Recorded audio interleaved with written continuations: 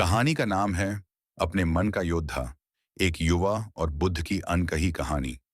हर दिन एक वादा और हर रात एक हार। ये कहानी सिर्फ एक लड़के की नहीं है। ये कहानी है हम सब की, मन की उस चुप लड़ाई की जिसे कोई नहीं देखता। एक 22 साल का लड़का जिसका नाम अर्जुन है। कमरे में अंधेरा है, बस फोन की ब्लू लाइट उसका चेहरा रोशन कर रही है।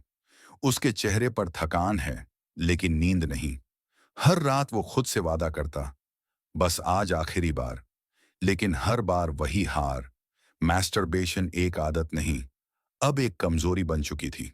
वो खुद से शर्मिंदा था, लेकिन रोक भी नहीं पा रहा था। वो सोचता, क्या ये लत कभी खत्म होगी? क्या मैं कभी मुक्त हो पाऊंगा? सुबह माँ चाय लेकर आती है। अर्जुन खिड़की के पास खड़ा है, आंखें लाल, रात भर जागा हुआ। माँ कहती हैं, सब ठीक है ना बेटा? वो सिर हिला देता है, पर कुछ बोल नहीं पाता। उसके चेहरे पर वो बातें हैं जो जुबान तक नहीं आती। कभी कभी इंसान रोता भी नहीं, पर अंदर से टूट जाता है। ये लड़ाई सिर्फ शरीर की नहीं थी, ये आत्मा की लड़ाई थी। एक दिन अर्जुन शहर से बाहर एक पुराने बौद्ध विहार चला जाता है।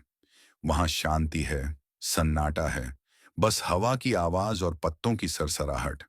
वो सीढ़ियों पर बैठ जाता है और अपनी आंखें बंद कर लेता है।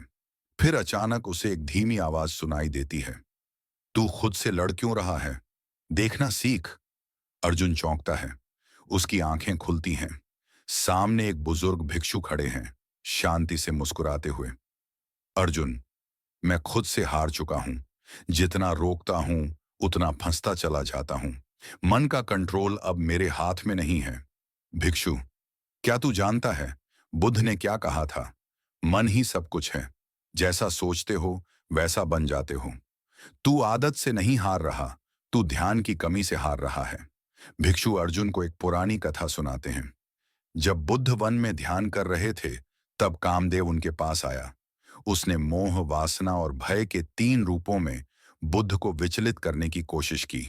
लेकिन बुद्ध ने सिर्फ एक चीज की, देखा। उन्होंने लड़ा नहीं, भागे नहीं, सिर्फ देखा। और वही देखने की शक्ति कामदेव को जला गई। बुद्ध ने सिखाया, जो दिखता है उसे दबाओ मत, देखो, स्वीकारो, और वो अपने आप मिट जाएगा। अर्जुन ध्यान की स्थिति में बैठा है।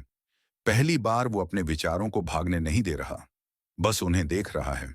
विचार आ रहे हैं, वासना, डर, कमजोरी, लेकिन अब वो देख रहा है जैसे कोई दर्पण में देखता है, जजमेंट के बिना। जब इंसान खुद को देखना शुरू करता है, तब बदलाव शुरू होता है।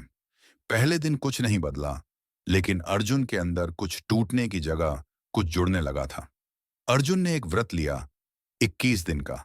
हर अर्ज पर वो अपनी सांसों पर ध्यान देता। हर बार जब मन फिसलता, वो उसे नाम देता, वासना, भ्रम, अकेलापन, और फिर गहरी सांस लेकर उसे जाने देता। धीरे धीरे अर्जेस कमजोर होने लगे। जब तू मन को नाम दे देता है, वो तुझे कंट्रोल करना छोड़ देता है। जब तू देखता है, तो तू जीतता है।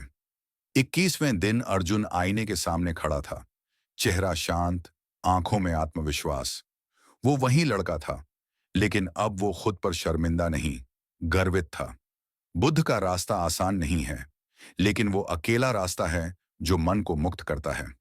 अर्जुन अब वो योद्धा था जिसने अपनी सबसे कठिन लड़ाई खुद से जीत ली थी।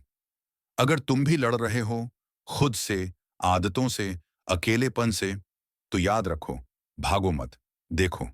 क्योंकि जो खुद को देख ले, वो खुद को जीत ले।